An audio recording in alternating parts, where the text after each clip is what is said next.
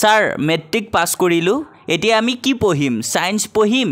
commerce পঢ়িম নে arts পঢ়িম সায়েন্সত পঢ়িলে সব কৰিব পাৰিম নেকি স্যাৰ আৰ্টছত পঢ়িলে একো কাম নাই নেকি স্যাৰ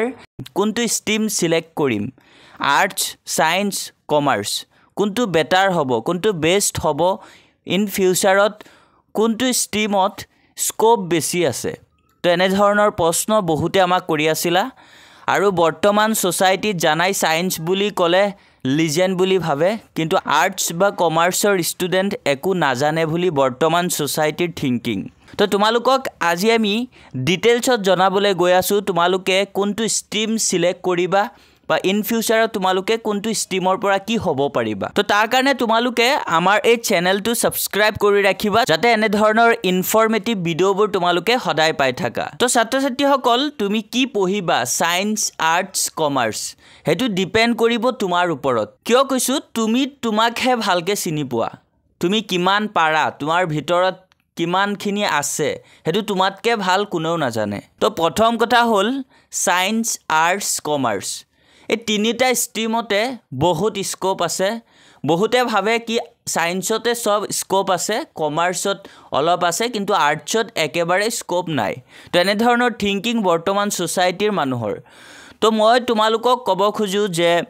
তোমালোকে যোনটো ষ্ট্ৰীমতে ভালকে পঢ়া আৰ্টছ পঢ়া সায়েন্স পঢ়া কমাৰ্চ পঢ়া নো মেটাৰ তুমি কি পঢ়ি আছা মেটাৰ কৰিব তুমি যোনটো ষ্ট্ৰীমে পঢ়ি আছা ভালকে পঢ়ি আছা নে নাই নলেজ গেইন কৰি আছা নে নাই তো বৰ্তমান ভাবে আৰ্টছৰ ষ্টুডেন্টে একো কৰিব নোৱাৰে কিমান আইপিএস কিমান আইএস এক্সাম্পল হিচাপে আছে আৰ্টছত পঢ়ি তেওঁলোকে আইপিএস আইএস অফিচাৰ হৈছে তো তোমালোকে এনে ধৰণৰ থিংকিং নানিবা যে আৰ্টছত পঢ়িলে একো লাভ নাই সায়েন্সতে সব স্কোপ আছে আৰু বহুতেটো কি কৰে সায়েন্স লৈ মানুহক দেখাবলে নিজে একো নাজানে সায়েন্সৰ তেওঁলোকে প্ৰথমতে কি কৰে মেট্ৰিকৰ ৰিজাল্ট দিয়াৰ লগে লগে সায়েন্সত এডমিশন লৈ মানুহক দেখাবলে যে মই সায়েন্সত পঢ়ি মই বহুত চুকা ষ্টুডেন্ট তেওঁলোকে কি কৰে কেদিনমান যোৱাৰ পিছত আকৌ সায়েন্সৰ পৰা কনভাৰ্ট কৰিব লগা হয় কমাৰ্চ বা আৰ্টছত তো মই তোমালোকক সাজেষ্ট কৰিম তোমালোকে ফাৰ্ষ্টত তোমালোকৰ মাজত থকা পয়েন্ট কেইটা তোমালোকে ডিফাইন কৰা তোমাৰ কোনটো সাবজেক্টৰ প্ৰতি বেছি ইন্টাৰেষ্ট আকৌ তুমি ইন ফিউচাৰ কি প্ল্যান কৰিছা তোমাৰ ড্ৰিম কি তুমি ইন ফিউচাৰত কি হ'ব খোজা তো তেনে ধৰণৰ থিংকিংবোৰ তোমালোকে অলপ ভাবিবা ভাবাৰ পিছত তোমালোকে সিলেক্ট কৰিবা কোনটো ষ্ট্ৰীমত পঢ়িবা আৰু এটা কথা জানিবা সায়েন্সত পঢ়িলে তোমালোকে বহুত বেছিকে পঢ়িব লাগিব আৰু সায়েন্সত পঢ়ি তোমালোকে ইন ফিউচাৰত ডক্টৰ ইঞ্জিনিয়াৰ আকৌ তোমালোকে তেনেকে chemistry professor physics professor biology professor বহুত স্কোপ আছে সায়েন্সতো বা তোমালোকে যদি কমাৰ্চ পঢ়িলে বেংকিং লাইনত তোমালোকৰ বহুত ডাঙৰ অফিচাৰ আছে আৰু সেই অফিচাৰ সকল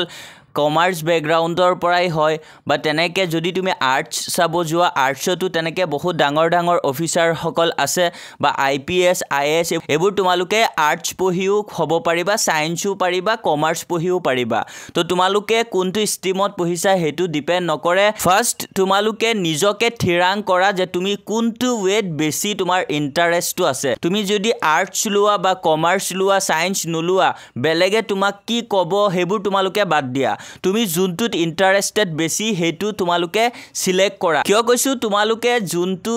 ষ্ট্ৰীমৰ ওপৰত ইন্টাৰেস্টেড বেছি থাকিবা হেতু ষ্ট্ৰীম ললে নিশ্চয় তোমালোকে ভালকে পঢ়িবা আৰু যদি ভালকে পঢ়া ভাল নলেজ গেইন কৰা ইন ফিউচাৰত তোমালোকৰ ফিউচাৰ ব্ৰাইট হ'ব বহুতে আছে কি কয় মাক দেউতাকৰ ফোৰ্সত বা তোমালোকৰ উচৰ সুবুৰীয়া মানুহৰ ফোৰ্সত টিচাৰ সকলৰ ফোৰ্সত কি কৰে সায়েন্সত এডমিশন লৈ লয় আৰু পিছত গৈ বহুত প্ৰবলেম ফেস কৰিব লগা হয় আৰু বহুতো এনে ষ্টুডেন্ট আছে কি কৰে মেট্ৰিকত 80% পাইছে মেট্ৰিকত 75% পাইছে ফোৰ্সলি তেওঁক সায়েন্সত এডমিশন দি দিছে আৰু তেতিয়া গৈ সেকেন্ড ডিভিজনত আহি গল 60 ডাউন পাৰ্সেন্টেজ হৈ গল তো তেনে ক্ষেত্ৰত তোমালোকৰ এনে বহুত এক্সাম্পল আছে তো তোমালোকে ষ্ট্ৰীম সিলেক্ট কৰোতে বেসিক্যালি তোমালোকে ফাৰ্স্টত তুমি নিজকে থিৰাং কৰিবা তুমি কিহৰ ওপৰত বেছি ইন্টাৰেস্টেড আৰু ইন ফিউচাৰত তুমি কি হবা আৰু সেই টপিকৰ ওপৰতে বেস কৰি তোমালোকে ষ্ট্ৰীম সিলেক্ট কৰিবা আৰু যদি তোমালোকে সায়েন্স পঢ়া তেন্তে জানাই সায়েন্সত বহুত বেছি পঢ়িব লাগে আৰু সায়েন্সত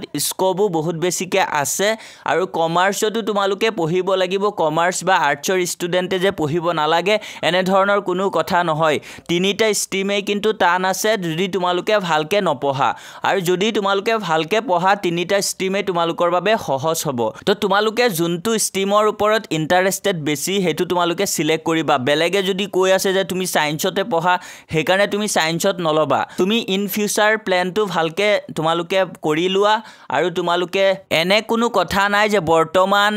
সায়েন্সৰ ষ্টুডেণ্টে সব জব কৰি আছে বা সায়েন্সৰ ষ্টুডেণ্টে ফিউচাৰত বহুত ডাঙৰ ডাঙৰ জব কৰি আছে বা টকা ইনকাম কৰি আছে তেনে কোনো কথা নহয় বৰ্তমান বহুত এক্সাম্পল আছে আৰ্টছত পঢ়ি কমাৰ্চত পঢ়ি বহুত ডাঙৰ ডাঙৰ অফিচাৰ হৈছে বহুত টকা ইনকাম কৰি আছে তো এনে ধৰণৰ বহুত এক্সাম্পল আছে বহুত IPS IAS অফিচাৰ আছে যিসকল কমাৰ্চ আৰ্টছ বেকগ্ৰাউণ্ডৰ পৰা কেৱল সায়েন্সত পঢ়িলেই যে এইবোৰ হ'ব পাৰি তেনেকুৱা কথা নহয় আৰু ছাত্ৰ ছাত্ৰীসকল তোমালোকে যদি কমেন্টছত জনোৱা যে তোমালোকৰ কোনটো ষ্ট্ৰীমত কি স্কোপ আছে তোমালোকে সায়েন্স পঢ়িলে ইন ফিউচাৰত কি কৰিব পাৰিবা কেনে ধৰণৰ স্কোপ আছে বা কমাৰ্চ পঢ়িলে ইন ফিউচাৰত তোমালোকে কি কৰিব পাৰিবা কেনে ধৰণৰ স্কোপ আছে বা আৰ্টছত কেনেকুৱা স্কোপ আছে সেই ওপৰত যদি তেনেকৈ ডিটেইলছত ভিডিও এটা লাগে তোমালোকে কমেন্টছত জনাবা আমি তোমালোকৰ বাবে সেই ষ্ট্ৰীমৰ ওপৰতো তেনেকৈ কোনটো কোৰ্সত কি স্কোপ আছে ইন ফিউচাৰত আৰু কোনটো কোৰ্সত কেনে ধৰণৰ সাবজেক্ট থাকিব তোমালোকে যদি জানিব বিচৰা